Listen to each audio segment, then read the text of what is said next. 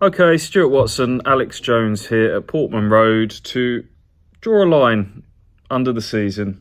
A pretty brutal, sobering, so near yet so very far first Premier League season in 22 years. It ends with another home defeat, 3-1 to West Ham United. We're ready for the summer, aren't we? Yeah. Thoughts on today? A shame, I guess, more than anything. And, there's no stronger feelings attached to this than that, I don't think, because we've all known what Ipswich's fate has been probably for the best part of almost half a season, to be honest. And there have been those kind of glimpses, but especially since this has all been mathematically confirmed, it has been a countdown to the summer, hasn't it? Let's be honest.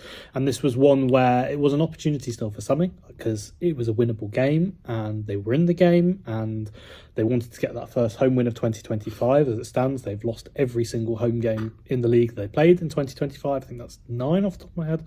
Need to double check on that, but it's 0 home points in this calendar year.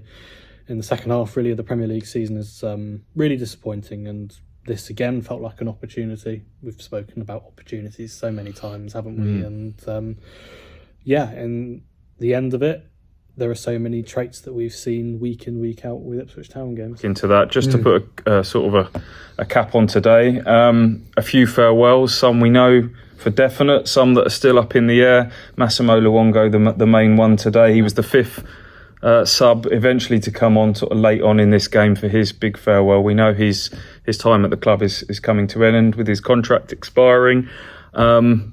He had his moment, rightly so. His name was chanted, I think, 10 seconds into this game, and continued throughout the match. Certainly when he came on, certainly at the end. What a contribution he's made from arriving in January 2023.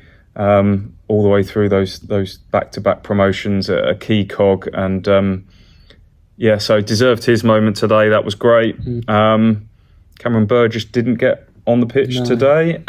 His future's up in the air. Axel, similar, so we'll see what the future holds there. No Julio and Ciso involved at all today. Kieran McKenna said they made a decision this week to go with the players that are under contract and are going to be here next year. So the follow-up question to that was, well, does that mean you've got a chance of signing Jens Kajusta? Because he started today. To which he said, well, I've addressed that. We love Jens. We'd love to keep him, but there is probably quite a lot of work to do. But you're saying there's a chance, Kieran. I would still say that's unlikely. But that was the reason for Julio and Ciso not being involved today. It had quite a League One feel to the team, didn't it, today? With Alex Palmer falling ill in the warm-up, Christian Walton coming in for him late, Davis, Morsey, and then a front four of Broadhead, Chaplin, Amari, George Hurst, and Hurst. We did the numbers on that. I think that's been played 4 times now. This is the first this season. It was 3 times in the Championship. The last time that we saw it was the 3-2 win against Swansea. And you could see that the chemistry and the connection was there. And you saw Chaplin, who I think shanked about 4 shots in this game, but the link up that he had was so much better than he's had with other players in other games. He looked more like himself. Nathan Broadhead, well, I gave Massimo Luongo my man of the match, but Nathan Broadhead, for all intents and purposes, was the best Ipswich player on the pitch.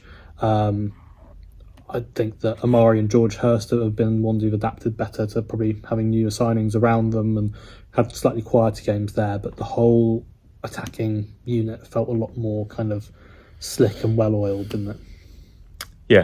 Yeah, I think so. There was a bit more chemistry there today. Players that clearly had been used to playing together. That raises a whole other debate about whether there was too much change. We got content to fill over the next few days. I don't know what your appetite's like for getting stuck into that, but we're going to send it your way anyway.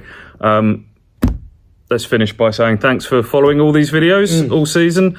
Appreciate it. Always a little bit rambly post-match after we've done all our stuff, but hope it gives you a little bit of an insight and you've enjoyed them. And keep sticking with the podcasts. The content will keep coming, and pre-season will come around very soon, and we can get excited about an Ipswich Town season back in the Championship, hopefully. We'll see you guys soon.